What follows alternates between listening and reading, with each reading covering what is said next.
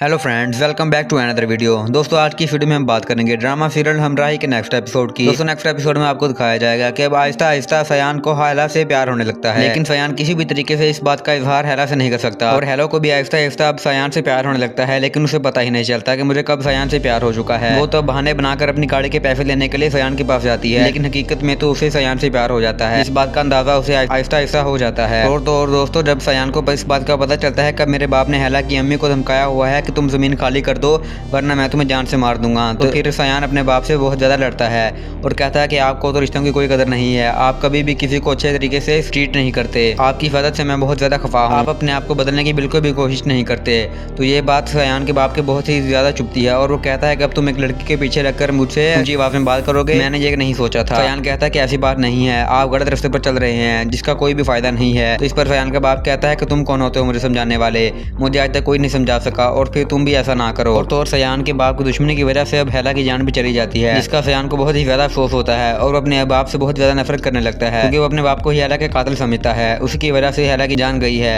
और इसी की वजह से वो अपने बाप से खफा हो जाता है और फिर से वापस से अमेरिका चला जाता है। लेकिन अब सयान तो सिर्फ हैला से ही मोहब्बत करता है और वो उसी के पीछे जाता है और उसी से मिलता है। जब साइम आयना से कहता है कि मैं अब तुमसे मोहब्बत करता हूँ, तो जो कि आयना एक पत्थर दी लड़की होती है, अपने इमोशंस पर उसका पूरी तरह कंट्रोल होता है, तो वो कहती है कि नहीं, मैं तुमसे ऐसा कभी भी नहीं कर सकती और मैं तुमसे कभी भी प्यार नहीं कर सकती। इस पर साइम तो उसके लिए पागल ही होता चला जा रहा होता है, वो किसी भी कीमत पर उसे पाना चाहता है और वो आयना से ही मोहब्बत करता है, लेकिन आयना उसके जज्बातों की कोई कदर नहीं करती और इसी की वजह से वो आहिस्ता आहिस्ता पागल होने लगता है। अपने बाबा को भी कहता है कि आप इस लड़की को समझा ले वरना मैं इस दुनिया से चला जाऊंगा, मैं खुद को ही गोली मार लूंगा। और फिर दूसरी तरफ साइम का बाप पूरी तरह अपने बेटे के लिए पागल होता है, क्योंकि साइम उसका इकलौता बेटा था और वो कभी भी उसको इस दुनिया से जाते हुए नहीं देख सकता था, वो भी किसी एक लड़की के लिए। बाप गलत कामों में था और इसके पीछे अब उसका बेटा साइम भी उसी के पीछे चल रहा था, जो ये बिल्कुल भी बर्दाश्त नहीं कर सकता था। और जब उसको एक उम्मीद की किरण नजर आई थी कि अब साइम एक लड़की से प्यार करता है और उसके साथ शादी करके खुश रहेगा, लेकिन उसकी सारी उम्मीदों पर पानी फिर जाता है जब आयना उसे मना कर देती है कि मैं तुमसे कभी भी शादी नहीं कर सकती और तो और मैं तुमसे प्यार ही नहीं करती। तो इस पर साइम का बाप आयना की खूब मिन्नतें करता है, लेकिन वो नहीं मानती। इस पर साइम का बाप उसे बद्दुआ देता है कि तुम्हारी औलाद हो और तुम भी इसी तरह तड़पोगी